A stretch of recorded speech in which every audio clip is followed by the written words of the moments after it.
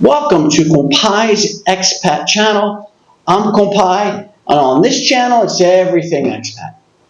In Conversations with Compai, this is episode 2 of my conversation with Matteo, the owner of Matteo Seaside Pub. Years, but Would you do another restaurant? in this location, I don't believe so right now. And there's a couple of reasons. I owned one in the Boston area, and I kind of forgot until I got back into this one that they own you. It's a lot of work. It's a lot of work.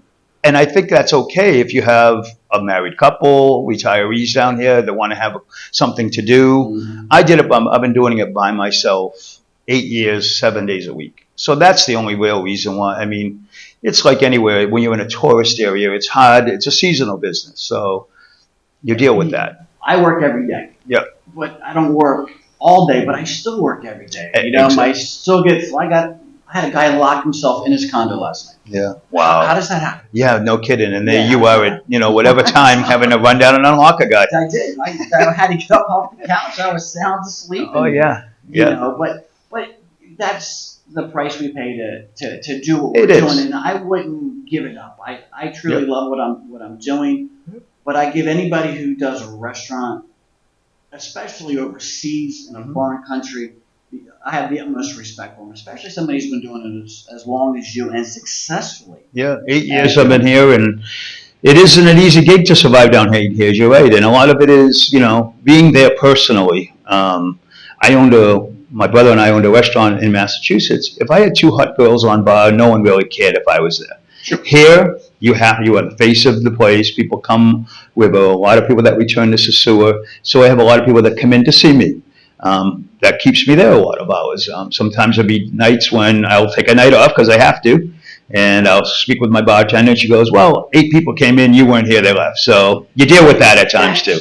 And to do business down here, there's no real chains in the restaurant industry. You're not buying a franchise, you're not buying a chain. Yep. So you are the face of your business, and people don't go to Casa De Compai, they go to John's place. Exactly right.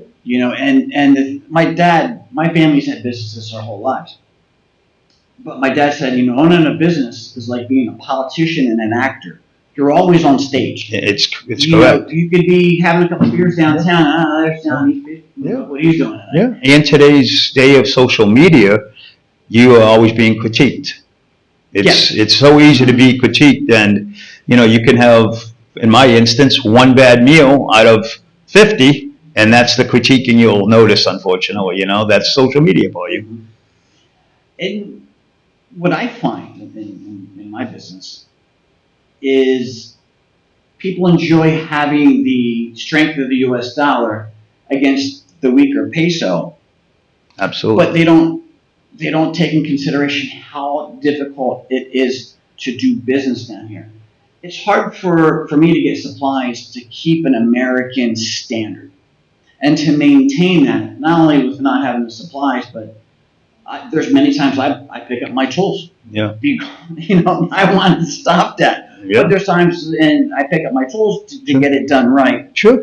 And the price of services down here post-COVID has gone through the roof. It has, yep. And I know in the restaurant industry down here, I don't see a Cisco delivery truck bringing everything wholesale. Matteo Seaside Pub, located downtown Sosua on Pedro Calasante. Great place to grab a meal, play trivia, watch some sports, spend time with your friends. That's exactly right. I had a couple of those in the restaurant I did own back in the States. Here, I'm paying the same thing over at the Playero and the Super Polas that everybody else is paying. There's a small number of things I can get delivered, but not much. So you're dealing with that aspect of having to pay retail and then try to make money off of it the other side and still be somewhat affordable for a good quality food. And the other part is what you're talking about also is down here, one of the problems can be employees down here. I have 12, I believe, right now. And can be, it's a different culture. 12 employees. I have 6 full or 7 full and 5 part-time, yeah. So dealing with that as a different entity as well. And getting great talent to stay can be an issue. I've been very lucky. I have some people that have been with me for the base of my my restaurant, 8 years. So Wow. that's good, you know. Wow, that's It's hard to do, and I think that's some of our success. well, I agree. Yeah. Absolutely. Yeah. Augustine, my guard during the day, he's I call him Hefe because he Yeah. pretty much can run Casa De Compai Yeah. for the most part. Yeah. But it's 7 years. It's been 7 years, and that's like a career down Oh, here. you are absolutely correct. These people, some of them I've gone through people within a week, a month, and they're just okay with it. Okay, no problem. I'll just move on to whatever maybe next. If there's something next, if I'm not working for a while, I'll be okay. It's a much different idea than back home. If I ever got laid off or look, you're stressing. I got bills. How am I going to pay? Here it's a different mentality. Thank you for watching Compai's Expat channel. Today we had conversations with Matteo, owner of Matteo's Seaside Pub. Matteo is selling his restaurant. If you're interested, want any information, please check the description down below. This video was sponsored by Casa De Compai, your condo complex for your vacation rental. Mentality. And that's, I look at being an expat down here working, it's all about what trade-offs am I willing to make.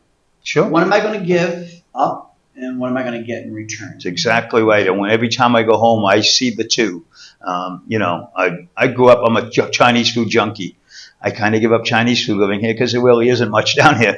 No, right. Sometimes internet stalls, sometimes the cable freezes. Those are the things that can be frustrating, So you're absolutely, there's some sacrifice, but then there's some on the other end as well. I find in Casa De Compai redundancy. Mm-hmm. I need 3 ways to get water, because water is my biggest issue running a condo complex. Yeah. Because we just don't have It's getting more difficult. I honestly believe in it.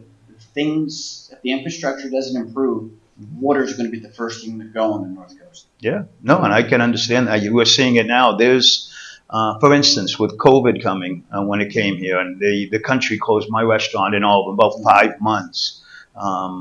They made me pay for 5 months worth of water that I never got. And I said, why would I pay for that? I didn't receive it. And they said, well, you have a contract. You have to pay for it. Now I'm still paying my same monthly fees for water. And there's days that my cistern's empty. They just don't send it. And when you go there, they don't have any excuse, and they really don't care. So that's one of the issues with water down here for sure. That is one of the frustrations. Back home, turn on the faucet, it's always there, right? The little things we take for granted back home, you wouldn't even think about having stable electricity, constant supply of water, supplies to run your business. Down here, I have to worry about all that and still doing things to the American and Canadian standard. And that's the part of it is, like, for instance, I'm trying to give U.S. type service at my restaurant, which is why I have as many employees as I do, so you can have good service. It's thought of as nothing back home. Here, it's a challenge. It's a challenge. Absolutely.